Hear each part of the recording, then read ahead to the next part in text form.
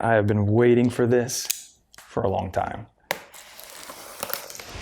So 5 years ago, I was stuck in an unfulfilling job. I rarely saw my family, and frankly, I just didn't feel like I was making a difference in the world. Now fast forward to today, I own my own business, making content on YouTube, sharing things I'm passionate about. I work side by side with my wife, and we're inspiring millions to get out there and build something awesome. Let me tell you the story about how that happened.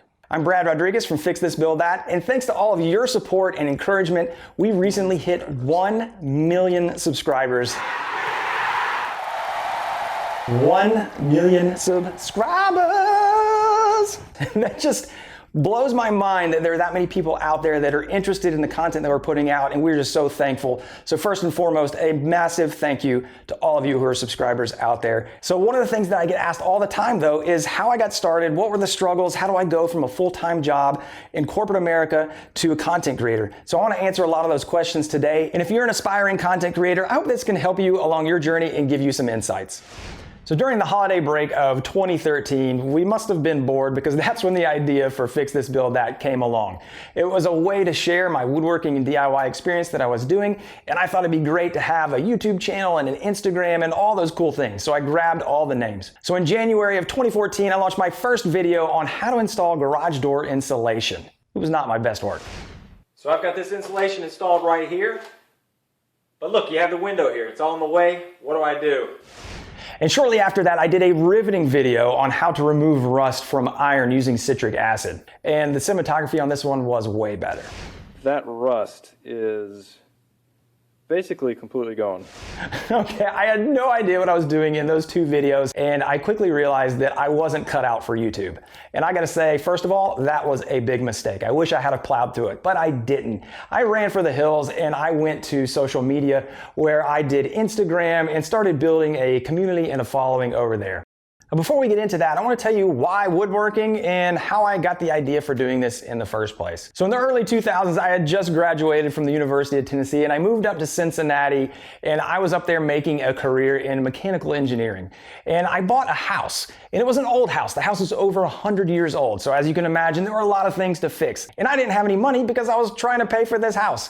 And so what I did was I started doing all the repairs for myself. I started watching shows like Ask This Old House and the New Yankee Workshop. So I started doing the repairs and the plumbing and the wiring and installing new flooring, putting in new kitchen cabinets even. And I started really figuring out that I loved working with my hands and that I really enjoyed doing home remodeling. And so watching those shows on TV, I wanted to try my hand at woodworking as well. I took a course at my local Woodcraft and made a little serving tray. We still use it to this day. And then after that, I went to community class at a local high school, and I made this thing, which was my first real woodworking project, which was a Craftsman coffee table out of white oak. It still looks pretty awesome. So after that, I set up a small workshop in my basement, but then life kind of happened. I got married to this amazing woman. We had 3 kids, and life kind of went on. And I didn't really do a whole lot of woodworking, although I was building out the basement workshop. Now, after I'd been in corporate America for several years, there was one moment there I had an experience that really changed my outlook on what I was doing with my life and what I wanted to do with my life.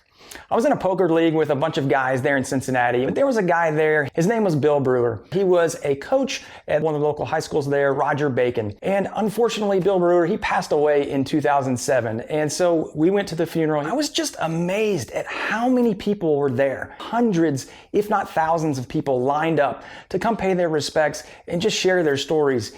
I looked at this and saw this guy that had had such an impact on so many people's lives.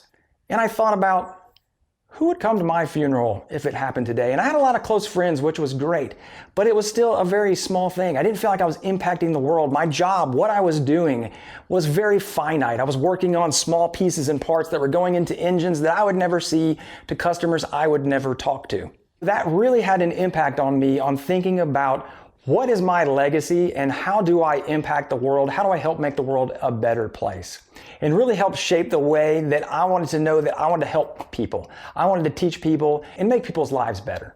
So years went by up there in Cincinnati, and I was still woodworking on the side, but I was climbing the corporate ladder, just chasing fulfillment, trying to find it in that next job, and then getting pay raises along the way, which was nice too. But what I realized is that I hadn't found it. And I had the opportunity in 2013 to move back to Nashville for another job to chase some more fulfillment that I wouldn't find. But that was a big turning point in my woodworking because we came to Nashville. Nashville does not have basements. My shops were always in the basements in Ohio, and so it's kind of an out of sight, out of mind thing. When we moved to Nashville, it was now in the garage. And so as we came in and out of the garage, I always saw the table saw. It was kind of calling my name. And so as I started getting back into woodworking more, I also found an online woodworking community on Instagram. Instagram was new back then. It was a really small community, but it was really fun to share what I was building and see what other people were building. Little did I know that that would grow into what you see here today. So as I had run away from YouTube, I probably stayed away from YouTube for too long because I was having such a great time over there on Instagram. Did you hear that?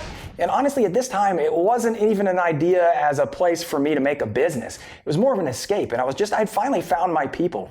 But what I figured out was that people wanted to see more. They wanted more explanations than just a picture, or back then an 8-second or a 15-second video could give them. So I started a blog. I started my blog in 2015, and as that started growing, I had somebody reach out, and it was the weirdest thing. They said they wanted to pay me to write a blog. I was blown away. My first blog post, I got paid $200. And I thought I was the cat's meow. It clicked about, oh, this could actually be a business. And $200 isn't going to get me a long way, but there's something here. And so as I started progressing down that, I knew that this eventually could become something. So fast forward, I came back in 2016 because YouTube was really starting to pick up steam. Video is a big thing, and I wanted to get back engaged, and everybody's asking me, when are you going to make YouTube videos? When are you going to make YouTube videos? And so that's when we really got engaged on YouTube and started growing the channel. So here's where I spent most of 2016 and into 2017. This is my office, and I was trying to build the blog, trying to grow the channel, and basically getting ready to make that leap of faith. We had decided that we wanted to make it happen, and we were going to do everything in our power to do that. And so part of that meant we were preparing financially. We were paying down debt. We were making sure that all of our loans and everything were paid off as much as we could get it to lower our expenses. The other thing that we were doing is Susan was going back and getting recertified as a teacher. She taught for 8 years before she stayed at home with the kids. And then once our youngest was going to be in school, we knew that that was a time where she could go back to work. We would have insurance, and we would have that safety net of her being at work. And I was in here. I started this spreadsheet in July of 2016, and this is a countdown. I had planned it that I wanted to quit my job and work for myself before I turned 40 years old. So now I had a plan and I was just going to execute. So I spent all that time working. I would get home, put the kids down to bed, and then work in my shop and work on my channel from 9 p.m. until midnight, 1 a.m., even 2 a.m. sometimes, burning both ends of the candle. And so I just really was pouring myself into the channel and trying to grow it as much as I can. Well, I'm happy to say that actually did work out. I put in my notice one day before my 40th birthday. And at the beginning of this, I only had 4,000 subscribers on my YouTube channel. But over the course of that next year, I was able to grow the channel to 46,000 subscribers and also work with more sponsors, enough where we felt comfortable enough that we could take that leap. And even though I was leaving a pretty high-paying job, I wasn't making nearly anywhere that what I would be there. We knew that we were going to be better as a family. We knew that we were going to feel more fulfilled, and that's what we did. So I had done it. I made the leap, and I was a full-time content creator. And I got to be honest, it was awesome. I was just running, going as fast as I could, making videos, and really just finding my rhythm and finding my voice on the platform. So as we ended 2017, we had 78,000 subscribers. I was starting to get a lot more sponsors that were interested in the channel. I was starting to sell some plans, having some affiliate ad revenue, things like that, and getting some money as well from the blog. So things were starting to add up. So I was really trying to grow all those revenue streams and grow the channel, and things were going great. But more importantly, I was enjoying being a dad. And I tell you what, it was really fun. And I had never been involved in those things because I was always leaving for work at 7 a.m., getting home at 6 p.m., and not seeing them hardly at all before they went to bed, especially as they were younger. So being able to have that time with my kids and really be part of their lives, that is one of the most rewarding things about being a content creator and working from home. So the flip side of that is that Susan was missing out on this now. But thankfully, in the summer of 2018, after Susan's first year of teaching, something happened with the channel that changed the trajectory and changed our business. We'd had some successes through 2018 and had some videos that did pretty well. We were around 132,000 subscribers at that point. But I decided I wanted to make a desk and put some wireless charging in it. And little did I know that that was gonna be my first big viral video. We put that out in August of 2018. That video went crazy. It was picking up so many subscribers and getting so many views, I didn't know what to do. I was just watching my subscriber count and just in awe the entire time. We went from 132,000 subs to 230,000 subs in just 1 month. And that video has changed the trajectory of the entire channel.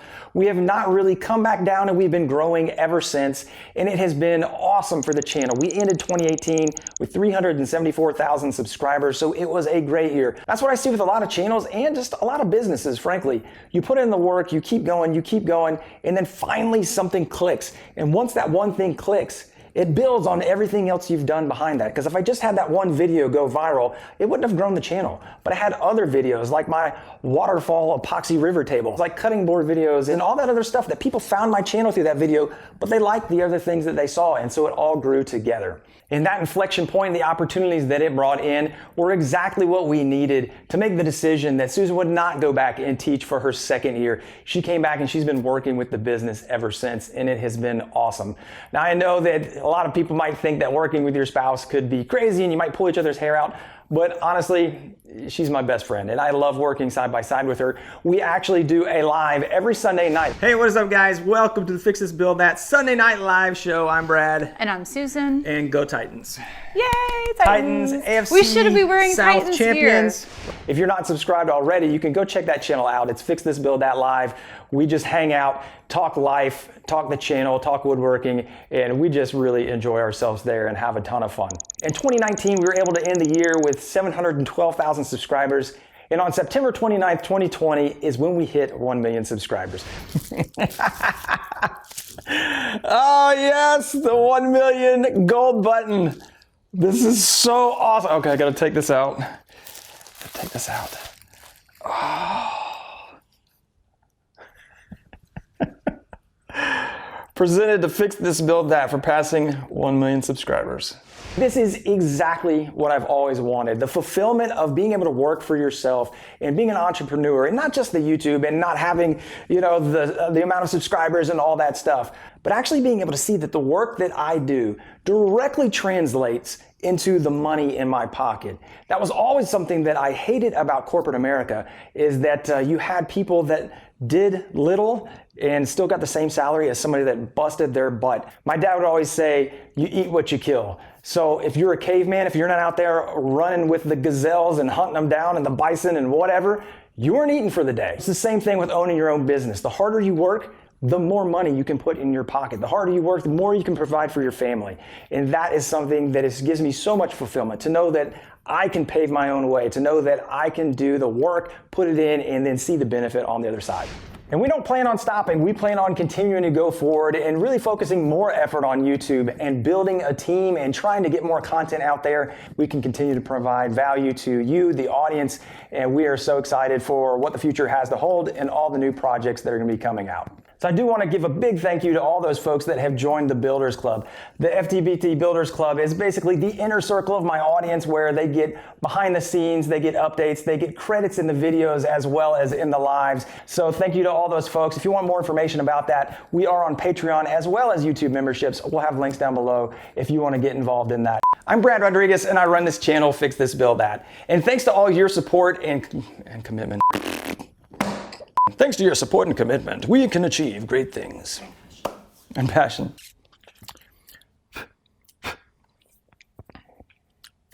All right. We're so glad to have you along for the ride. And if you're not subscribed, go ahead and get subscribed. And if you want to see some more videos about the builds and some of our popular ones, I've got a playlist queued up for you right there that we think you're going to enjoy. Can't wait to do more with you guys and get out there and build something awesome. We'll see you in the next video.